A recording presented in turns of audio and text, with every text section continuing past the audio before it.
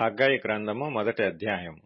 రాజైన దర్యావేషు ఏలుబడి యందు 2వ సంవత్సరము 6వ నెల మొదటి దినమున ప్రవక్తయగు హగ్గయి ద్వారా యూదాదేశము మీద అధికారియు షయల్తీయేలు కుమారుడునైన జెరుబ్బాబెలుకును ప్రధాన యాజకుడును యెహోజాదాకు కుమారుడునైన యెహోషువకును యెహోవా వాక్కు ప్రత్యక్షమై ఈలాగు సెలవిచ్చెను.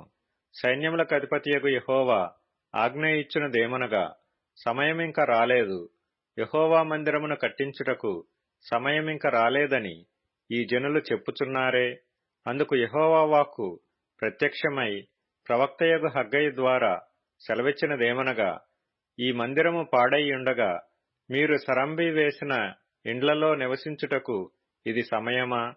కాబట్టి సైన్యములకు అధిపతియగు యెహోవా సెలవిచ్చినదేమనగా, మీ ప్రవర్తనను గూర్చి ఆలోచించుకొనుడి. మీరు విస్తారముగా విత్తినను మీకు కొంచెమే పండెను. మీరు భోజనము చేయుచున్నను ఆకలి తీరకయున్నది, పానము చేయుచున్నను దాహము తీరకయున్నది, బట్టలు కప్పుకొనుచున్నను చలి ఆగకున్నది.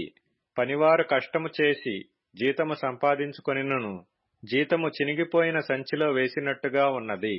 కాగా సైన్యములకు అధిపతియగు యెహోవా సెలవిచ్చినదేమనగా, మీ ప్రవర్తనను గూర్చి ఆలోచించుకొనుడి.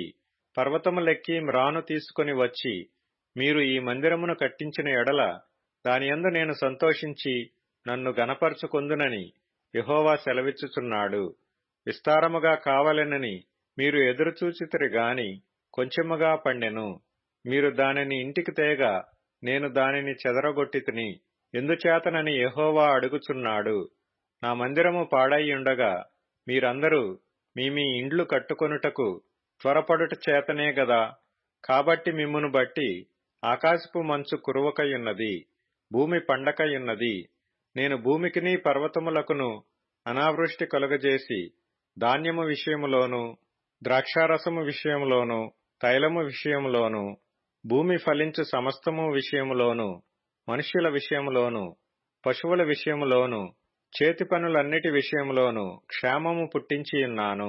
షయల్తీయేలు కుమారుడైన జెరుబ్బాబెలును యెహోజాదాకు కుమారుడును ప్రధాన యాజకుడునగు యెహోషువయు శేషించిన జనులందరూ తమ దేవుడైన యెహోవా మాటలు ఆలకించి తమ దేవుడైన యెహోవా ప్రవక్త అయిన హగ్గయిని పంపించి తెలియజేసిన వార్త విని యెహోవాయందు భయభక్తులు పూనిరి.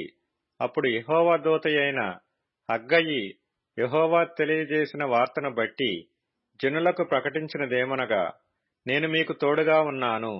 ఇదే యెహోవా వాక్కు.